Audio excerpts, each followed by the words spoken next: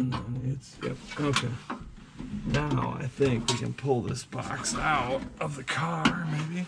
Oh, there was one more cable, but we only need to go this far, hopefully, to figure out what holds the old heater core in here. I feel like this might be the original one from 1965. Probably the motor overheating and just getting so stinking hot, you know, finished it off. But yeah, I think it's the original heater core. Yeah, some rubber there. Okay. So Alex is gonna blow out the old heater core box, and I'll get the new heater core ready to go. Okay, so it goes like that, and then this clip is what holds it in there. That's all taken care of. I guess we can get this in the car and start buttoning this stuff up. We'll get the cables and stuff back on it, and we'll try and put her all together. This is the old one. You can see she's been leaking a while. It's actually been, oh, maybe not. It looks like it's been fixed at one point. It's been soldered, but I would say that's probably definitely the original one. It's all brass, and where this one's all aluminum, this is all brass. It's expanded right here, blown. Yep, that's it. I'm trying to stay out of the camera's way.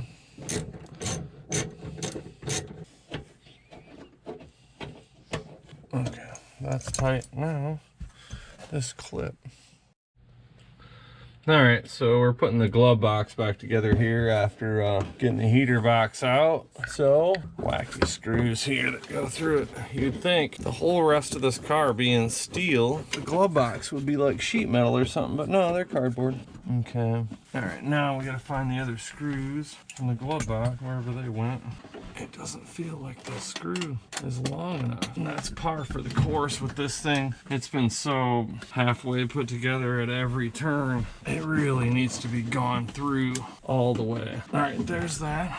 We'll get our tools out of here, and we'll go back to the inner fender. Alex has got the heater box all tightened up. Come on, Piper. Come on, girl. We're not going for a ride right now. Away right now. I gotta do work right here. So this is Piper. We rescued her. She is a red tick beagle from Missouri that came up here to hunt rabbits years ago, and the last like 8 years she just was living in this barn with no human contact, just getting fed once in a while. We saw her through a window, and she's just the sweetest dog. She loves attention. She loves being in the garage. So we were gonna foster her, but I think now we're gonna keep her around. She doesn't bark, she barely ever whines. She just loves attention. Right, Piper? And she's camera shy. See her turning away. See if she'll look back now that hey girl, you don't like being filmed? Aww. So, up and in. Now we can wiggle it all around. Because probably what we're gonna wanna do is start a bunch of these before we tighten anything up. We gotta keep them off the headers. And we got all those off the header. Although they're a little long, I'm not gonna shorten them. I don't wanna open that can of worms. So we'll go to the other side, and then we gotta reroute the choke, but that won't be bad. Let's see. Okay, so we're trying to sort out these plug wires. So we need to get that one off on the other side. Let's sort out this choke mess here. We got the motor all squared away and got the wiring tied up. So we are gonna fire it up. It's a little dirty. Sat outside for a while. We let the choke warm up, so we'll fire it up here.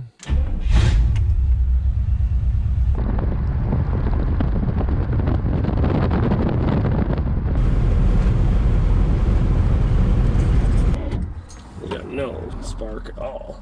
Last time it was this thing. It doesn't look like we blew a fuse, but we definitely have no spark. We lost all ignition. This crummy aftermarket ignition switch lost power, so we lost spark to our distributor, lost power to our distributor, and then we lost spark. So I pulled the wire through and crammed it in behind one of the fuses for now. I guess we got to sort that out. And it sounds like we might have to lash the valves too. So we'll get her back in the garage and I'll sort out the wiring again. Well, sort it out enough to drive it some more. We'll check the valve lash on all of them and see. It's snowing November 15th and we're test driving the 65 Impala. so here's some of the mess that we're dealing with. This was the way it came to us with the bad motor. We never heard this car run, never used anything until the last few days of sorting stuff out with this motor. So we got this big wad of tape on the ignition switch side. You know, there's bare wires hanging everywhere. So I'm gonna try and sort some of this out enough so that it'll reliably run and not cut out. We lost our power to the distributor while we were test driving it, stuck on the side of the road. So I pulled it off of the ignition and just plugged it into the taillight fuse in order to power it to get it home. So I'm gonna see what's under this nasty mess of tape and probably some butt connectors. There's even a wire nut up there you can see somebody used. So yeah, not part of the gig, but it's kind of hard to work the bugs out of it when you can't get more than a mile or so down the road and she quits. And then of course, in true Anderson fashion, had both of us in the car going down the road when it died. So yeah, we got this mess here. I don't know what in the world is going on right here, but it doesn't seem right. Look at all this. This is just silliness. What's under here? I wonder if they're just like twisted together. I noticed this one terminal's burnt, so that terminal would be accessory. So the accessory terminal's getting really hot for some reason. We lost power to our tachometer and everything while we were test driving it. So that kind of, well, not only that, but losing power to the distributor was a real bummer. So we got to undo some of this tape and see what's underneath here. I'm guessing it's some butt connectors or something, but let's see. Problem right there, this thing just pulled apart. Like I was just trying to get the tape off it. So that's why we keep losing our ignition, is because whoever did this didn't do a very good job, or even try, it looks like. So yeah, we gotta sort that out. All right, I've got pretty high hopes that this is gonna work here, this solder joint. And then we'll put some shrink tube over it. So what we can't have is that thing coming out while we're going down the road. So let's put some shrink tube over this thing.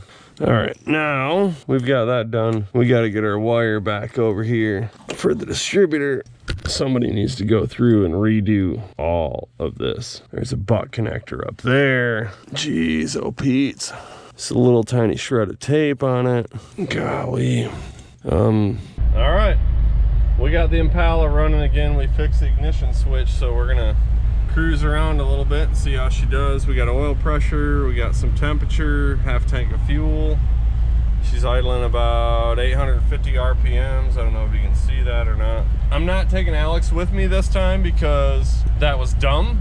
And taking him with me, car quits and I got nobody to come bring me tools or something. So we're just gonna try and put a few miles on it here and see how she does. And there's a beautiful old Ford. She's doing pretty good. Try and get some footage over there. I gotta go easy. Today is opening day of deer season, and the last thing I want is a deer to run out in front of this thing. So we're just gonna cruise. Runs pretty good. The heat works good. Temperature's still okay. Oil pressure's good. So one thing I would say is that getting back in something like this and driving it, we take driving now is just like you know, all muscle memory, and it seems like a lot of the time we're not terribly involved with the vehicle. But something like this, you're actually driving it. You know, you're keeping it on the road, shifting gears, no power brakes, so you're kind of using leg muscles, and it's fun. I've enjoyed it. So if you followed this series at all, with us putting the motor together and putting the motor in this thing, and you even remotely enjoyed it, man, we sure appreciate it. I'm sure there's some things as we watch it back we could have done differently, but this was a pretty tight budget deal, so there were certain areas we just couldn't we couldn't help anything. So here we are, and man, this brings back a lot of memories of when I was a kid. You know, my dad having 64 Chevy Impalas, very, very similar. Seats feel the same sitting in them, and my brother and I used to ride next to each other on one seat, which is crazy to think now. But it was, for a while, it was our daily driver back in, like, you know, 84, 85. So, yep, that pretty well wraps it up for the old 65 Impala. I'll get the throttle linkage sorted out right now, and then we'll wait to hear from the guy that owns it and when and how he's going to pick it up. So thank you.